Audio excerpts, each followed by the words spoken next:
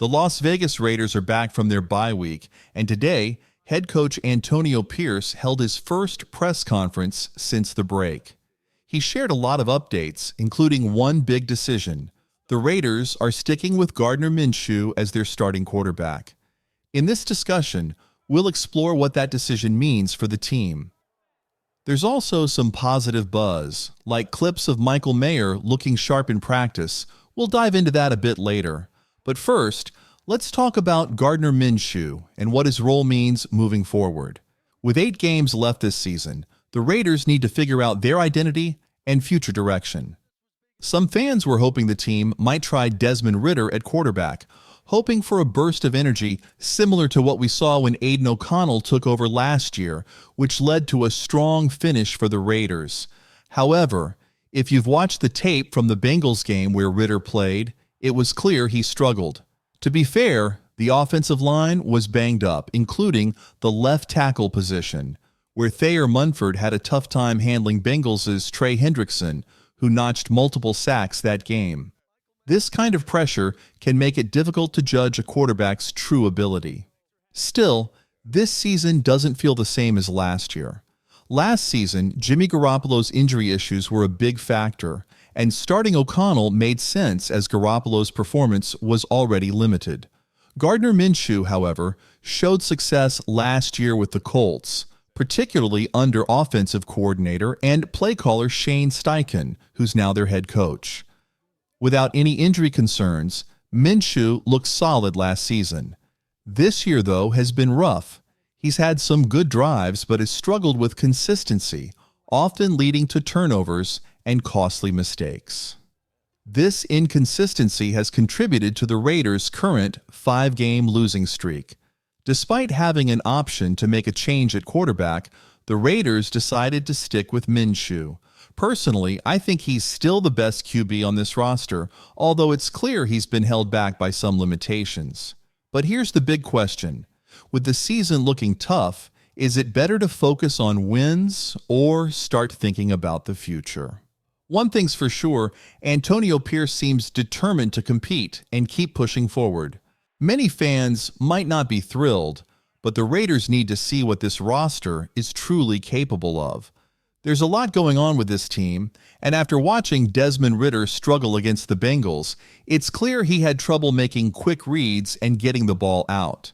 Some reports even suggest that offensive coordinator Luke Getsy, or maybe even Antonio Pierce himself, instructed Gardner Minshew to play it safe, focus on avoiding turnovers and not taking aggressive shots downfield.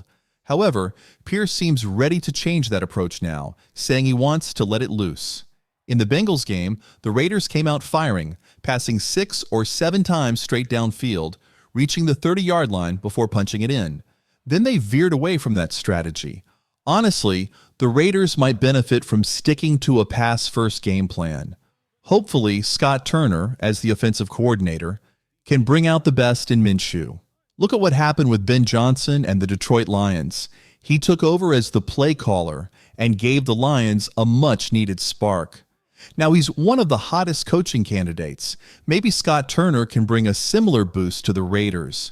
From what I'm hearing, Antonio Pierce is likely to stay as head coach next year, so we could see Pierce, Patrick Graham running the defense, and potentially a top coaching candidate in Turner.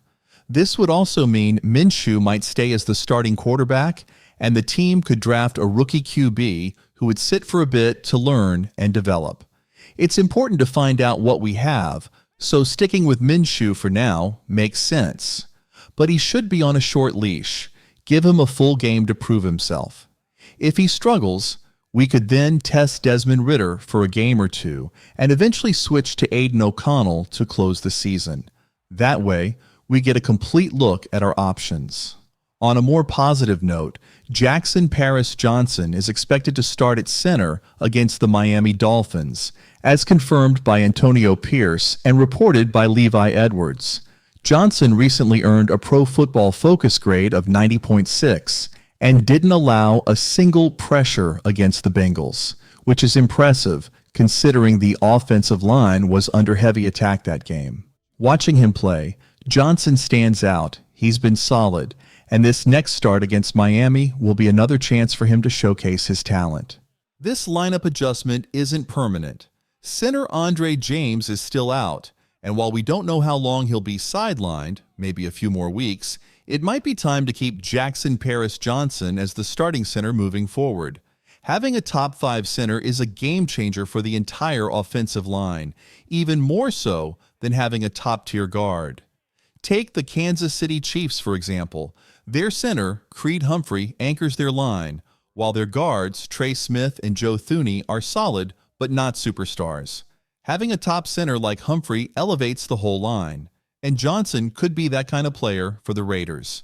To be honest, Jackson Paris-Johnson is playing at a top 2 center level, and it might make sense to keep him there permanently.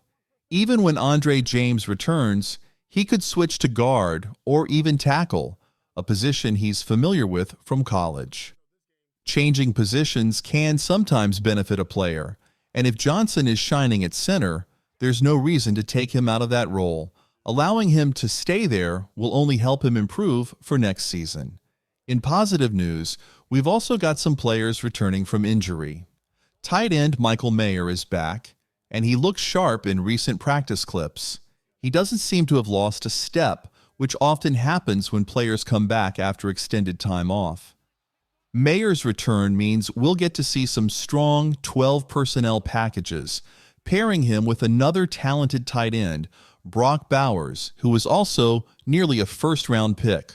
This duo could give the Raiders an extra boost on offense.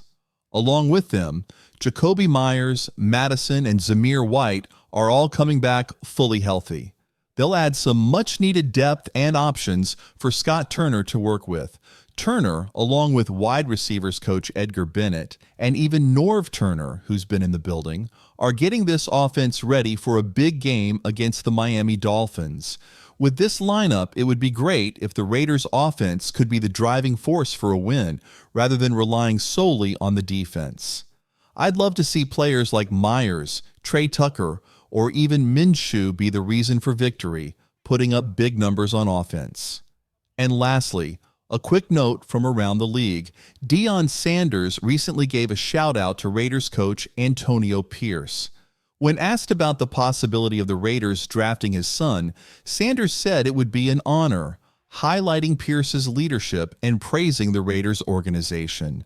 That's high praise from a legend like Sanders, and it's great to see Pierce gaining respect across the league. Big shout out to Coach Prime, Deion Sanders, for giving some love to Antonio Pierce. Even though I've been pretty critical of Coach Pierce, if he can get this team to rally, and if Scott Turner can be a solid offensive coordinator, the Raiders might just see some real progress. Who knows? Next season, maybe it'll be a player like Shedeur Sanders leading the way.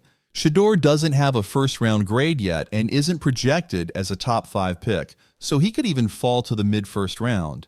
And let's not forget some of the best quarterbacks we have today, like Patrick Mahomes, Josh Allen, and Jalen Hurts, weren't first overall picks either.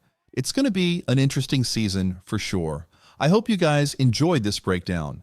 I'm excited to get back to real football and see how these guys perform on the field. Paris-Johnson's ready to go, and Colton Miller should be back this week too. Hopefully, the Raiders can put it all together and get a win against the Dolphins. Miami hasn't looked as strong as last year. Mike McDaniel's offense has slowed down a bit, maybe due to Tua's recent performance, but we'll see how it all plays out. Let me know what you guys think. Don't forget to like, subscribe, and I'll catch you next time with more updates.